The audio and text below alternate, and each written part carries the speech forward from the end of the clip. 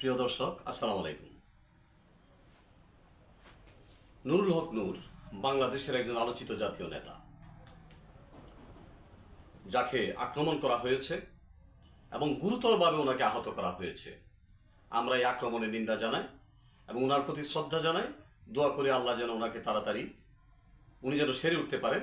আল্লাহর কাছে দোয়া করি আল্লাহ যেন ওনাকে হেফাজত করেন। নুরুল হক নূর এটা প্রথমবার নয়, অনেকবার উনি আক্রমণের শিকার হয়েছেন, কিন্তু এবারের মতো নয়। আমরা সরকারের কাছে এর বিচার দাবি করি। যারা এ আঘাত করেছে থাকে তাদের মুখোশ উন্মোচন করে তাদেরকে বিচারের মুখোমুখি করতে হবে।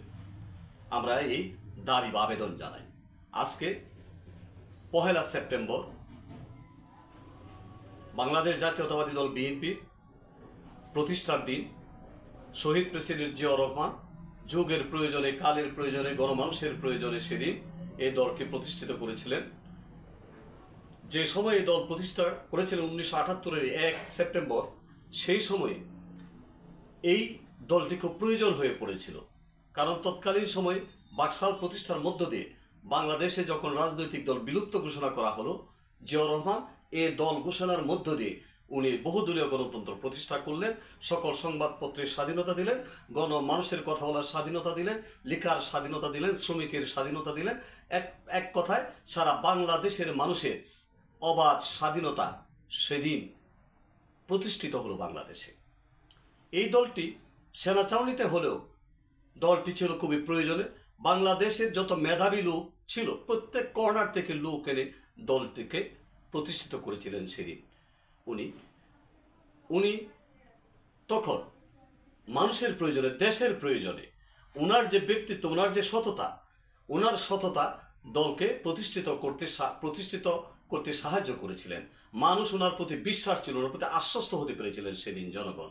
এবং জনগণ উনি যেদিন ক্ষমতায় অধিষ্ঠিত হয়েছিলেন, বাংলাদেশ একটা শান্তির রাজ্যে পরিণত হয়েছিল সেদিন। আমাদের সেটা মনে পড়ে। উনি যতদিন ক্ষমতায় ছিলেন বিশ্ব দরবারে, বিশেষ করে ইসলামী বিশ্বে উনি ছিলেন একজন তুলনাবিহীন একজন নেতা। ইসলামী বিশ্বের সেই গালফ ওয়ার, উপসাগরীয় যুদ্ধকে থামানোর জন্য উনি বহু চেষ্টা করেছেন। ইসলামী বিশ্বে উনি ছিলেন এক অতুলনীয় এক লিডার তৎকালীন সময়ে। জিয়া বাংলাদেশকে বিশ্বের দরবারে প্রতিষ্ঠিত করেছিলেন সেদিন। একটি ইসলামিক দেশ হিসাবে, ইসলাম রাষ্ট্র, ধর্ম ইসলাম হিসাবে উনি যে ইসলামিক মূল্যবোধকে প্রতিষ্ঠিত করেছেন, এইটা পরে আর কেউ করেনি। তারপরে হাল ধরলেন আমাদের নেত্রী, দেশনেত্রী বেগম খালেদা জিয়া। গৃহিণী হতে উনি যে দলের নেতৃত্ব নিয়েছিলেন, কিন্তু উনি কোনো অন্যায় অবিচারের সঙ্গে আপোষ করেননি বলে জনগণ ওনার প্রতি আশ্বস্ত হতে পেরেছিলেন। উনি জনগণকে ধারণ করতে পেরেছিলেন। জনগণ ওনার প্রতি যে বিশ্বাস স্থাপন করেছিলেন, সেই বিশ্বাসের মর্যাদা উনি রক্ষা করেছিলেন সেদিন। আজ পর্যন্ত উনি কোনো অন্যায়ের কাছে, কোনো অবিচারের কাছে, যে কোনো দানবীয় যারা অত্যাচারী তাদের কাছে উনি মাথা নত করেননি। উনি শেষ পর্যন্ত একটি কথায় বলতেন, এইটা আমার দেশ, এখানে আমার ঠিকানা, বাংলাদেশ ছাড়া আমার কোনো ঠিকানা নেই। মঈনুদ্দিন সরকার, সেই ফখরুদ্দিন মঈনুদ্দিন চেষ্টা করে ওনাকে বাংলাদেশ থেকে পাঠাতে পারেনি। উনি খুব কষ্ট করে, উনি জীবনে যে কষ্ট করেছেন বাংলাদেশের মানুষের অধিকার প্রতিষ্ঠা করার জন্য, এটা তুলনাবিহীন। কারণ কোনো ফাঁকিবাজ যারা দেশকে বিকিয়ে দিতে চায় তাদের সঙ্গে উনি কখনোই আপোষ করেননি।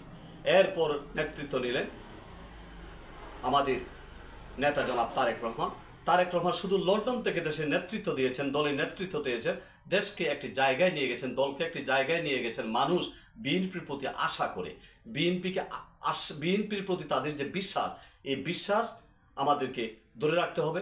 দলের প্রত্যেকটা কর্মী সততার সাথে দলকে আঁকড়ে ধরে রাখতে হবে। এই দল যেন আর কিছুতেই ধ্বংস না হয়, নষ্ট না হয়। যদিও এটা আর কিছুতেই সম্ভব নয়, কারণ বাংলাদেশ জাতীয়তাবাদী দল বিএনপিকে প্রতিষ্ঠা করার জন্য আওয়ামী লীগের যে অত্যাচার, অবিচার, তারা যেভাবে ধ্বংস করতে চেয়েছিল বিএনপি, তাদের এই প্রচেষ্টা বিএনপিকে আরও বেশি জনপ্রিয় এবং বিএনপি শিকড় অনেক বেশি গভীরে চলে গিয়েছে, যার ফলে বিএনপিকে আর ধ্বংস করা সম্ভব নয়। বিএনপি একটা প্রতিষ্ঠিত বাংলাদেশে একটা রাজনৈতিক দল এবং দক্ষিণ পূর্ব এশিয়াতে সবচেয়ে জনপ্রিয় রাজনৈতিক দল বাংলাদেশ জাতীয়তাবাদী দল বিএনপি। আল্লাহ সবাইকে হেফাজত করুন। আসসালামু আলাইকুম।